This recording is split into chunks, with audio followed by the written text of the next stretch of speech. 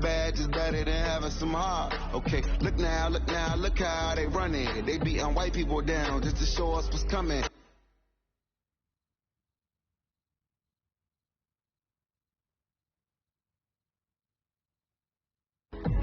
Look.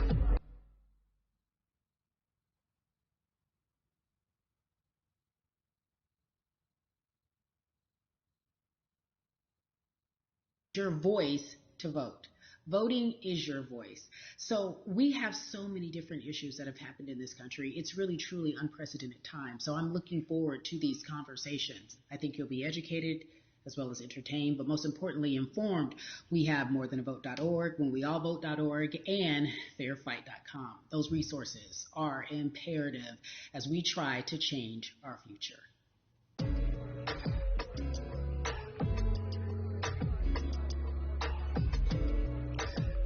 Yeah, la.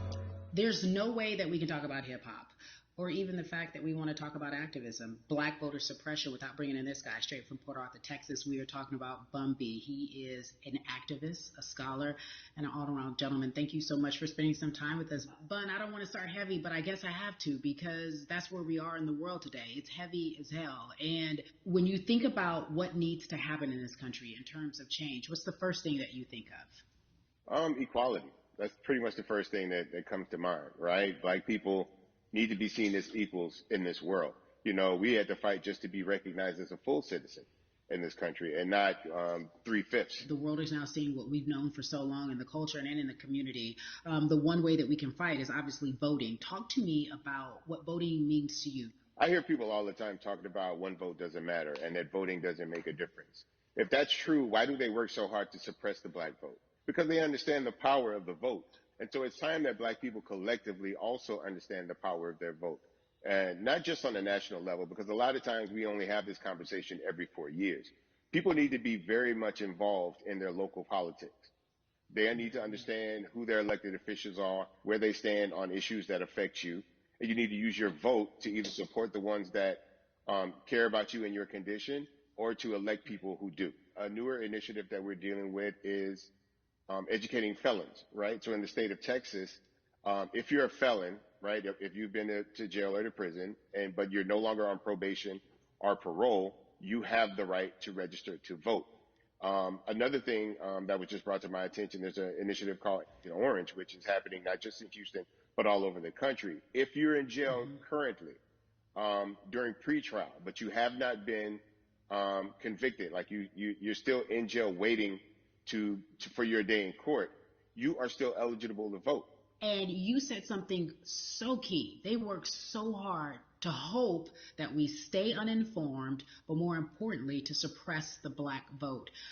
If you could do one thing with this message that we're trying to send today about how important voting is, what type of images would you like our people to understand and see when they go to these polls and vote or when they cast their ballots? I think the images that we've all seen, you know what I'm saying, for decades in this country, if not centuries in this country, we've seen black people oppressed. We've seen black people attacked. So every time you look back and you see those old black and white images of people of color being attacked by dogs and people of color being sprayed with hoses, that's what they were fighting for. Back then, they were just fighting for a chance to vote.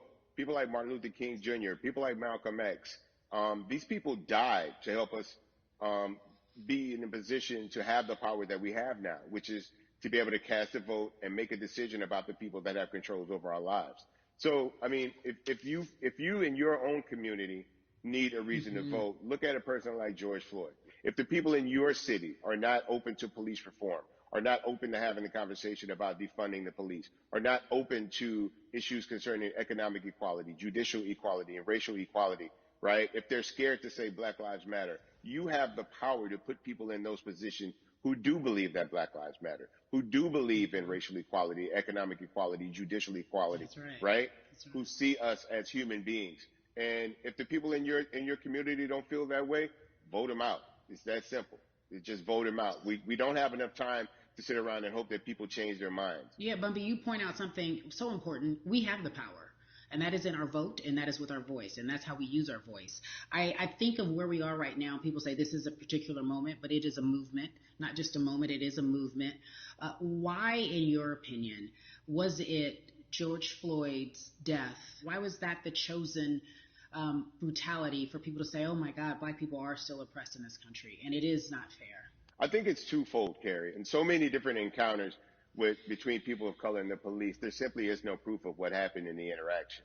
And so what happens is in a court of law, it tends to lean towards the policeman's point of view, right? In this case, we saw very clearly what happened.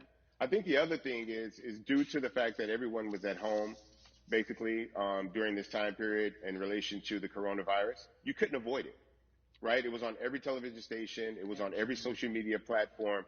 Everywhere you turn, you were constantly hit upside the head with this message. You see in the interaction that this man did nothing to deserve what happened. That's right. I think so well said, because if you think about it, in the grand scheme of things, it wasn't worth it, and he didn't have to lose his life. I think that you touched on something that a lot of people talk about, and that is now defunding the police. That has been such a huge conversation, but there's so many misconceptions around defunding and dismantling. If you will, educate the audience. All right. So most people, when they hear the term defund the police, they tend to think of, oh, they're going to take away our police department. Nothing could be further from the point. Defunding the police means that in certain communities, even in Houston, take for example, we had over $1 million allocated to our police force. Now, what does that money being used for? Some of that money tends to be allocated riot shields, right? Pepper spray, right? That kind of thing.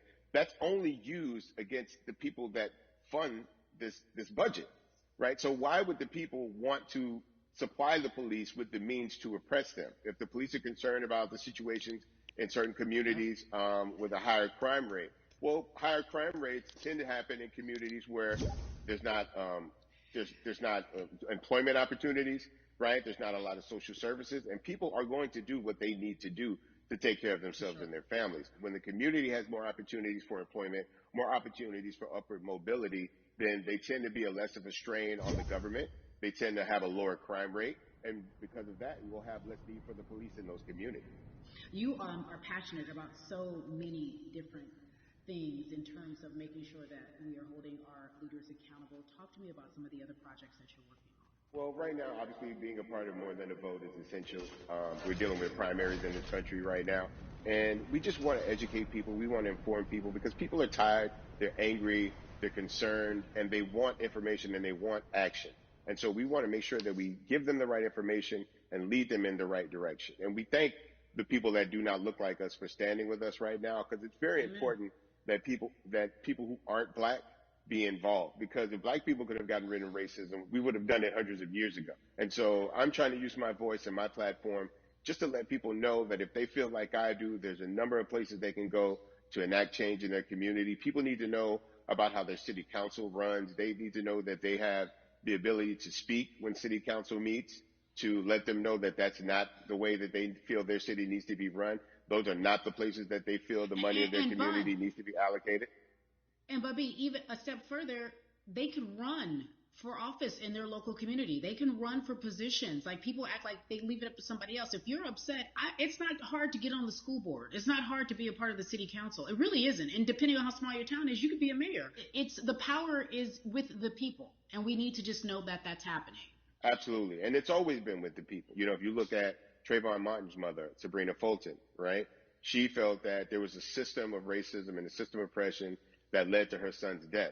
And so what did she do? She ran for city council, and she was elected to city council. Our own former president, 44, Barack Obama, right, started in the community as an activist, ran for an elected position, became senator, ran for another elected position, and became president of the United States. So don't think that you can't make a difference. You know what I'm saying? You don't need a lot of money. You don't need a lot of power. Your voice is enough to make a difference. Amen. I feel like I need to go out and run for something. You gave me a rousing speech there, sir. I'd be remiss if I didn't ask you this. When I talk to my brothers, I have to ask you, as a black man, how are you doing? Are you okay? I'm good.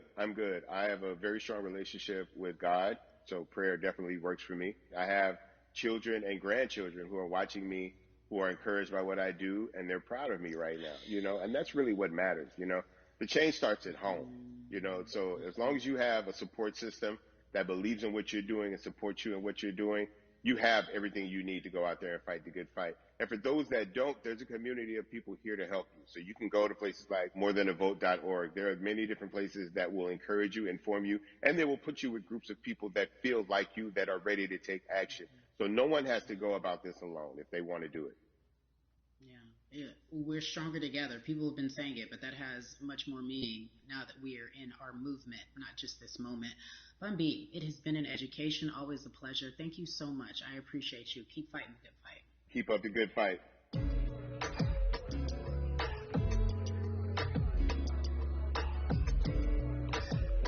Yeah, la la. So our next guest, I have to admit, I'm a fan, but there are so many different people that we could talk to, and I thought it was so imperative that we speak with her. You know her as Molly on the huge, successful show Insecure, HBO's Insecure. She also has a comedy special highlighting her Nigerian roots, and she's an amazing podcaster. Let's welcome in Yvonne Orji, everyone. You have such a beautiful way of making things funny, giving us our medicine with some candy, right? The humor and the healing. You bring all of that to your space. And right now, as you look across this country and how everyone is so broken and so upset, if it's not social injustice, it's the pandemic, it's depression, it's unemployment, the list goes on and on. How are you doing, quite frankly? You know, I'm rediscovering self in a way that is hard, but necessary, that will lead to ultimate joy. I know it sounds like a lot, but no, I think I personally think that God put all of us on a global timeout. Like we just, America hasn't done as good as other people when it comes to timeouts because everyone else is out playing at recess, and we're still in the principal's office hoping and wishing we can come out. But I think that if we settle into the timeout and really learn the lesson that we're supposed to learn from this season, I think we'll emerge better. We'll learn how to play well with others in more ways than one. And so personally for me, I'm taking this time to learn me in a new way. I feel like I'm being ushered into a new season, and I'm getting still, because sometimes the busy confounds the work that we're supposed to actually be doing. We're busy doing other stuff, but we got work that we need to do on the inside. And I'm leaning into it. I'm like, dang, I thought I was going to be able to rest like everybody else. And God's like, nah, we got work to do. You know what? And I think that's what everybody is saying about 2020. It's demanding that we be better. And you said it's a global timeout. What do you mean by that? Yeah, it's like everyone sit down, be humble, to quote the great prophet Kendrick Lamar. But no, seriously, sit down and let's reevaluate some things. Let us unearth and shake up the things that we have been trying to hide within ourselves, within our nation. I think America is going through an unraveling right now, a much needed, a much necessary one. And I think all eyes on us, right? There is no, oh, I was on the subway for an hour, so I didn't miss that thing that happened. No, everybody was home. Everybody, was watching when George Floyd died, and no one could hide it. Everyone was watching when Amy Cooper called the cops. Like, this is a time where it's like, oh, we can't pretend it away. We can't excuse it away. No. It's a global timeout. Sit down, watch, and let's learn. And globally, it's like, hey, we were going business as usual, but it ain't usual no more. Like that's old. Anytime change occurs, it's very uncomfortable. And so right now we're sitting with we're getting we're getting comfortable with the uncomfortable. The minorities, we've been comfortable with being uncomfortable, because that to me explains just the existence for whatever we want to do, how we break into our careers, how we live our lives, how we find ourselves one of the few or one of the first. And that's a lonely road. When you look at, and when you talk about this global timeout, everybody had to pay attention to Amy Cooper. Everyone had to pay attention to George Floyd. How is that helping us as a people, as a country during our global timeout? I think, well, one, we're not minorities, Carrie. You already know it. It's like these labels that they put on us. It's like the same way of saying like black on black violence. Also, there's no white on white violence. It's branding. Yeah, right. It's all branding. Yeah, you're right. It's like white people kill white people every single day. So no, there is no black on black violence. And if you say black on black violence, well then let's brand white on white violence. Like, I watch Investigation Discovery. Ain't too many of us being featured. So, I just even like, but to answer your question, what does that do? I think what everyone expected is what has happened in the past when the world was still open, right? In that, okay, you had everyone, from Trayvon Martin to Castillo to Sandra Bland, you had all of these lives lost, and black people made some noise. We rioted, we got out in the streets, we started the Black Lives Matter movement, all of those things. And then white people kind of just like, oh, let's give them something. And then it's just like, is it over? It's like Oscar so black. Okay, good. We gave some Oscars. Are we good now? Like, are we even? And it's just like, oh no, no, no, no, no. This is not about like a band-aid. It's like, yo, we might have to amputate the leg a little bit, but it's all right because by amputating the leg, we're gonna save the body. And so I think that's what's happening now. Like, America is realizing, like, oh, black people aren't just making a little bit of noise. Like, the protests are still out. The conversations are still being had. The change is still being demanded. And I think they're seeing, oh, this is not going away. And no, it's not, because we need systematic change. What a beautiful way to explore what is happening and describe our country. We might have to amputate the leg, but that's to save the body. That's what's happening right now. That's beautiful, Yvonne. And to that end, I have to ask you this, because the way that we do that, we use our voice. And our voice right now in this world, in this country, is our vote. And everyone talks about voting and how important it is, but I feel like more than ever we understand that it's not just about voting every 4 years for the man in office. It's about your local elections. It's about the mayor. It is about the district attorney, the people who have the power to bring charges against police if police brutality is an issue in your community. If you care about your school district, you can run for the school board. I ask this of you, right? Your parents are from Nigeria. You are Nigerian. You talk about that very lovingly. What does voting mean for you? I think voting is power. I remember, I became a naturalized citizen back in the 90s when, because I was still a minor, my mom naturalized, and so we were able to do it under her. And just even that power of, like, we are American citizens and all the access that we have by being citizens, one of those accesses and those access to power being voting, it's a big deal. It's a big deal because not only do we have the opportunity to be in this country, but now we can be of the country. We can be of the systems. We can be of the rules. We can be of what it actually affords. But I think, going back to your earlier comment about just the setup of systems, I think we are done a disservice, either it's schools or whatever it is, and I'm not putting teachers on blast. I think teachers do a phenomenal job, but for some reason, we do not, and give them all the raises. I know too many parents who are like, this child of mine, I do love them, but hey, where can I drop them off? And I do think that there is a disservice done because, again, when we talk about voting, to your point, we talk about every 4 years. It's important to vote for the presidency. We don't realize, like, oh, snap, we actually can vote about, like, how much our libraries get. It's like small things like that, but they make a big difference.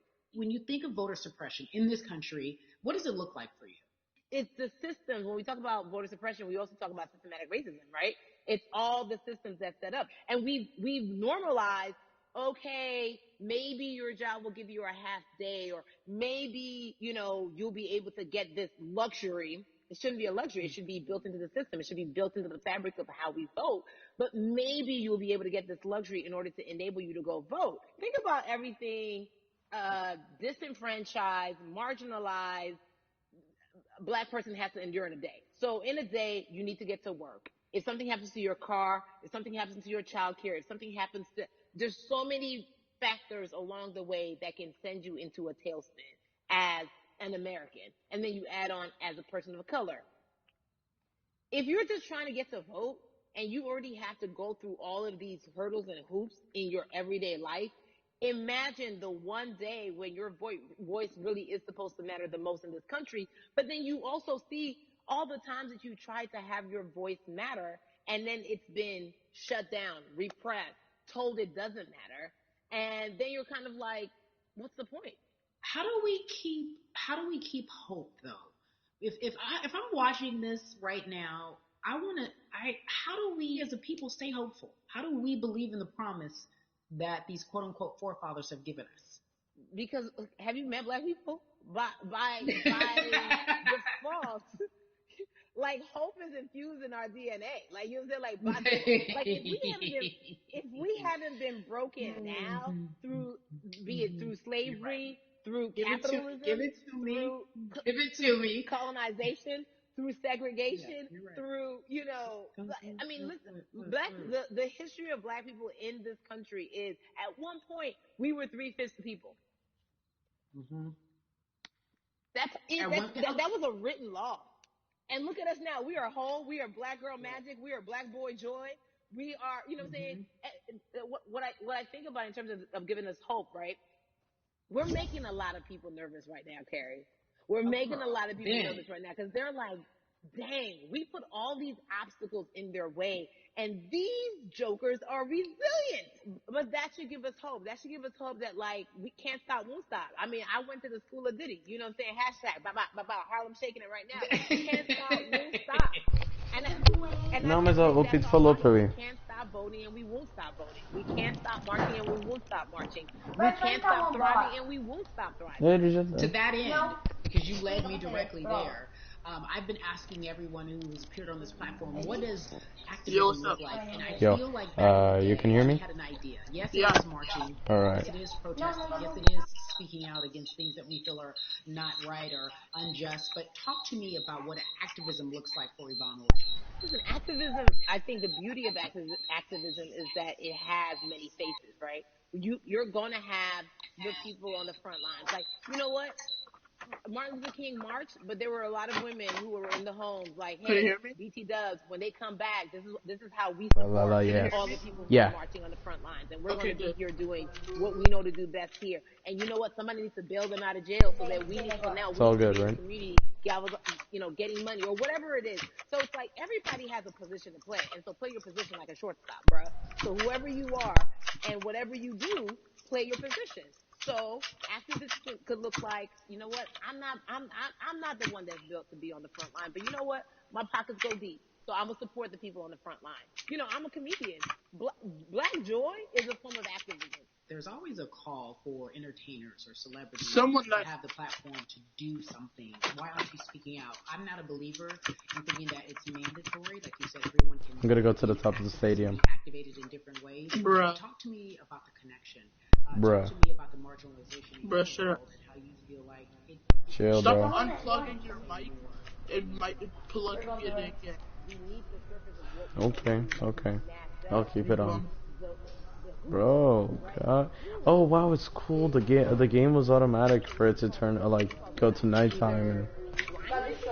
Yeah. Overt racism in terms of ways that we can be better, in terms of ways that we can actually be more uplifting to the community that you may not even realize that you're serving. Before I let you go, talk to me about the urgency, in your opinion, for people to vote, our people to get out and vote this coming election. Yeah, I mean, guys. My goodness. If you think you're tired now, we cannot take this sitting down. We can't take this joke. I understand that it may be hard to figure out who to vote for. But at the end of the day, we gotta vote for our families. We gotta vote for our legacies.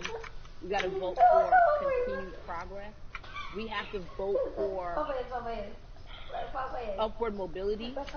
We have to vote for equality in a way that is long lasting. And if we succeeded before, we can do it again. We talk about the hope.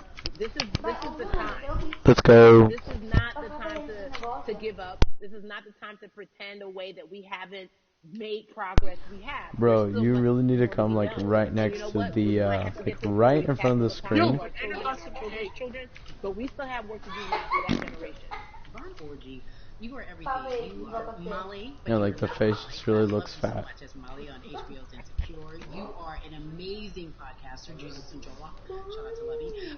And then we also have movies. Like you have the world. You're a model, a cover model. Also, wait, don't let me forget your hugely successful stand-up comedy special on HBO. Girl, you're doing it all. And I am so grateful. You are truly the dream, not just the American dream. You're the black girl, brown girl, do it all dream, the immigrant dream, everything. You're a beautiful, beautiful Oh, wait, soul. what?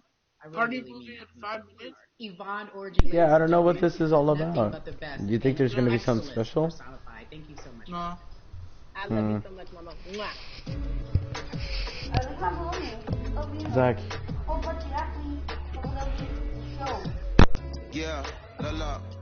So Atlanta has been one of the hotbeds in terms of political unrest and social injustice. We've seen so much happen in that city, and we've also seen so much come from that city, including one of our very own founding fathers of the civil rights movement, and that's Martin Luther King Jr. But right now, we want to welcome in someone who has used his platform to talk about voting, to talk about racial injustice, and how he's trying to help. Atlanta's very own Russ joins us now, who we welcome. Russ, Ooh, I'm not going to this fan guy. out and tell you He's what some of my white. favorite songs were that I listened to repeat. You got a problem with white people? You got a problem with white people now? Talk about recently No. you did an interview where you shared your outlook on culture and music, and you also were very candid about I'm the just fact saying that he's white. you have a privilege and that it's necessary for you to Dumbass. give back. Tell everybody about what that He's very white, As, actually. like, it's very I know. obvious I'm white and I'm in black culture and I'm benefiting financially off of it. So I feel like if you're a white person financially benefiting off of black culture, you have to put finances back into black culture. It's just that simple. Yeah, he's in the black culture. Screenshots with your feelings, it just comes off like fake empathy. Did I ask for your Because it comes off very For his dismissive, opinion? very, Shut up. oh, that sucks for y'all. But anyway, back to what I was doing. Have you felt that way always, or is it now because of the time of where we are in this country? I've always had the feeling. I think now, it's Bro, they're just literally telling us obviously to elevated answer their to a new call. level, and there's new. I don't you feel know, like it, though. It's to the point now Yeah, where me too. you can't.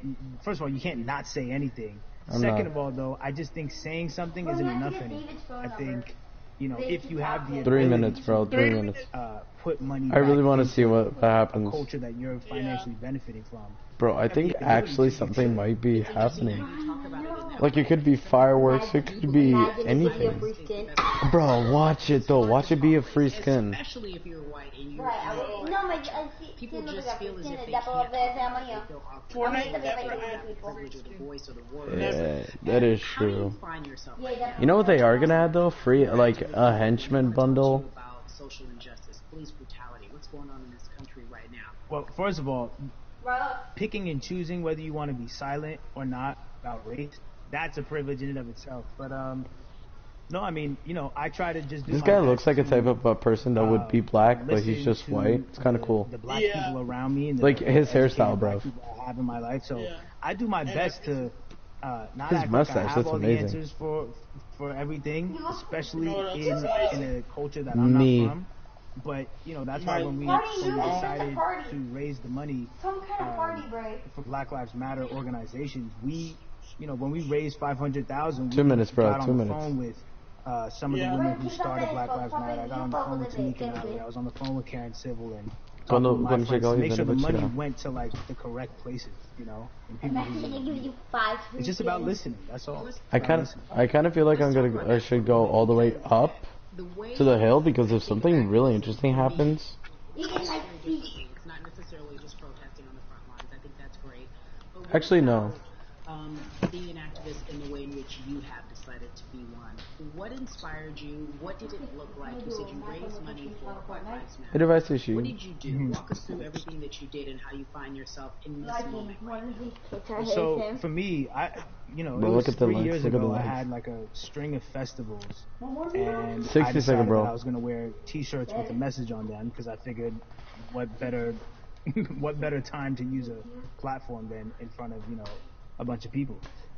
So one of the T-shirts I wore was, if you want to change Boy. your system, speak on white silence, pro racism, the whole thing. Yo, And it didn't really it kind of got swept under the rug back then. But Is it when all 40 this stuff seconds? started happening again, and it's been Brian, happening, the 30 police seconds. brutality against innocent black people. I was like, man, I'm not the Brian, biggest artist in the world, and I Brian. certainly don't have the most Let's hype fans in the go. world, but I got a good amount of people that I can definitely mobilize and turn into some Watch it and I be know they're nothing, down bro. for the cause because it's merch, it's a good thing. And I've always been You ready? You outspoken ready? anyway, You ready? you know? And so, how am I going to be in black culture not be outspoken? 10, 9, And then I gotta 8, ask you this. 7, in Atlanta, 6, that gives you 5, heads up, depending on 4, so many people 3, here in the crux of 2, that beautiful 1. city where there's so many wonderful black leaders, home of so much great music and things that speak to our culture Ready right up? now. Yeah, ready up. And we are really, really getting our word out, That's especially all. with this platform Ready up, today. I think we're supposed to ready up. We must use our voice to vote. Talk to me I think it's a about match. what No, I think the it's something influence else. of voting for you in Ready this up. upcoming election. Yeah, ready up. Yeah, so full transparency, I had never voted before, ever. And because, I was one of those people who was like, Wait a moment. It's gonna bring to Battle Royale. Something ain't right. Bro, Ryan's gonna actually shower at 8. That's exactly when we start the movie. We start the movie at 8. Come on. Oh, Calvin Dixon. Oh, what's that happen? Something's not right, buddy. Vai levar para um Battle Royale. Something's seriously not right. Tá achando que vai levar para Battle Royale? I think this is a lot more serious. Oh boy. You've... Bring it to Battle Royale.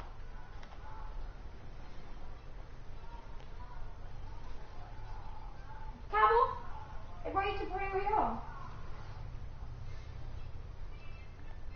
Go on. Oh, you're right. Move that. No, Oh, give me a second.